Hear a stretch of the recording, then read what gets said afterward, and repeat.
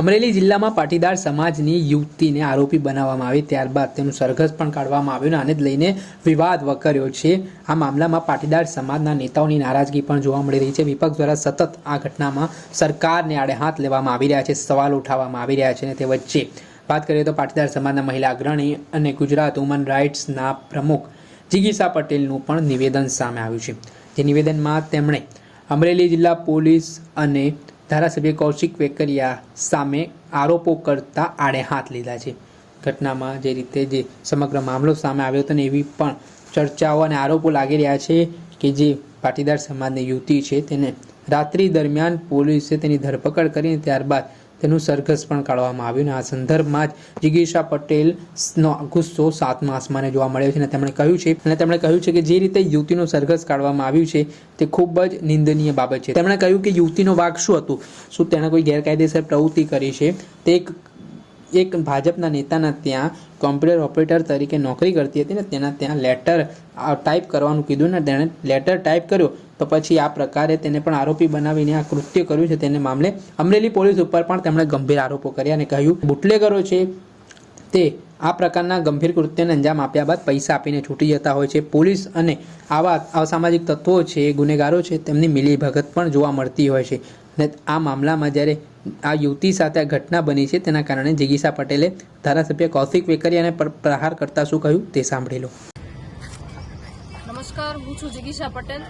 પાટીદાર સમાજની સંસ્થા એવી ખોડલધામ સાથે સંકળાયેલી છું। આંતરરાષ્ટ્રીય કુર્મી સેનાની ગુજરાતની પ્રેસિડેન્ટ છું અને હ્યુમન રાઇટ્સની પણ ગુજરાતની પ્રેસિડેન્ટ છું। આજે એક મહિલા તરીકે, ગુજરાતની મહિલા તરીકે ગુજરાતમાં જે આ કંઈ ઘટના બની છે, જે એક નિર્દોષ બાળાને રાત્રે 12 વાગે કહેવાય ને રાજકીય દબાણ હેઠળ એક નેતાના કહેવા પ્રમાણે પોલીસ દ્વારા એનું રાત્રે 12 વાગે એનું અપહરણ કહેવાય એવી એક ઘટના બની છે અને એને કાયદેસર અમરેલીની બજારમાં એનું સરઘસ કાઢવામાં આવ્યું। એવું તો શું ગુનો કર્યો હતો એ દીકરીએ? એને હું દારૂ વેચ્યો હતો, એને બલાત્કાર કર્યો હતો, એને શું કર્યું હતું એવું તમે એને સરઘસ કાઢ્યું? જે બુટલેગરો છે, જે રેપિસ્ટો છે, એ લોકો પણ પૈસા દઈ દઈને છૂટી જાય છે। એવા તો પોલીસવાળાની એની મિલીભગતો ચાલે છે, એવા હપ્તા લઈ લઈને પોલીસવાળા એની ભેગા બેઠા હોય છે, નેતાઓના પણ એની ભાગીદારી હોય છે। એવા લોકો અત્યારે ગુજરાતમાં છાવરવામાં આવે છે અને આવી નિર્દોષ બાળાને એનું અપમાન કરીને એની આવી રીતે એની હરકતો કરવામાં આવે છે। મને તો શરમ આવે છે પોલીસ તંત્ર ઉપર કે જનતાની રક્ષા કરવા માટે જનતાના કરવેરામાંથી તમારો પગાર જાય છે, કોઈ ધારાસભ્યના ખીચામાંથી તમારો પગાર નથી આવતો। તમે જે આ કાયદા વિરુદ્ધ જે કૃત્ય કરો છો ને એના માટે તમને શરમ આવી જોઈએ, શરમ। અને ધારાસભ્યને પણ કહું છું કે તમારી પોતાની છબી સાચવવા માટે તમે જે દીકરીનો ભોગ લીધો છે એની જવાબદારી કોણ લેશે? એ છોકરીના હજી મેરેજ નથી થયા, એ છોકરીને આખી જિંદગી બાકી પડી છે, તમે એની જિંદગીની ધૂળ ધાણી કરી નાખી, તમે એની ઇજ્જત કાઢી નાખી। એક બલાત્કારથી ઓછી ઘટના નથી આ।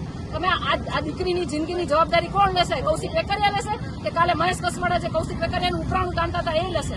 મારે તો મારા સમાજને પણ કહેવું છે કે ખોડલધામ તરીકે તમે આગળ આવ્યા, મને તમારો ખૂબ ખૂબ આભાર વ્યક્ત કરું છું, પણ તમારામાં જવાબદારી લેવાની ટેવડ હોત તો જ તમારે આવવાનું હતું। તમારે નેતાઓની ચાપલુસી કરવાની જરૂર નથી, તમારી દીકરી સાથે ઊભું રહેવાનું હતું। નેતાઓ તો આજે છે, કાલે નથી, કાલે બદલી પણ જશે। આ સમાજે તમને આગળ વધાર્યા છે, સમાજે તમને અગ્રણીઓ બનાવ્યા છે અને આ સમાજના લીધે તમે ટકી રહ્યા છો। એટલે સમાજ માટે ઊભા રહેવાની ટેવડ હોય તો તમે આગેવાની કરજો, બાકી રાજીનામા આપીને ઘરે બેસી જજો। હું મારા પટેલ સમાજને એટલું કહેવા માંગુ છું કે શરમ આવવી જોઈએ આપણને। અમરેલીના 5 ધારાસભ્યો પટેલ, સાંસદ પટેલ, સીએમ પટેલ, છતાંય આપણી દીકરીઓ આવી રીતે હેરાન થાય। બંગાળીઓ પહેરી લે, બંગાળીઓ। આ હતા મહિલા પાટીદાર અગ્રણી અને ગુજરાત વુમન્સ રાઇટ્સના પ્રમુખ જિગીસા પટેલ, જે તેમનું નિવેદન સામે આવ્યું છે। તેમણે પાટીદાર સમાજના જે અગ્રણીઓ છે તેમને પણ આ મામલામાં ટકોર કરી છે અને ગંભીરતાથી આ ઘટના લેવા માટે પણ તેમણે જણાવ્યું છે। ત્યારે જોવાનું રહ્યું કે આ ઘટનાથી વિવાદ તો વકરી ગયો છે, સાથે જ ગઈકાલે આ જે યુવતી છે તેમના જામીન તો થઈ ગયા છે, પરંતુ આ જે રોષ છે તે ક્યારે શાંત થાય છે તે જોવું રહ્યું। દર્શક મિત્રો, એન્કરેજ ન્યૂઝને આપ લાઇક કરી લો, સબસ્ક્રાઇબ કરી લો અને શેર કરવાનું ભૂલતા નહીં।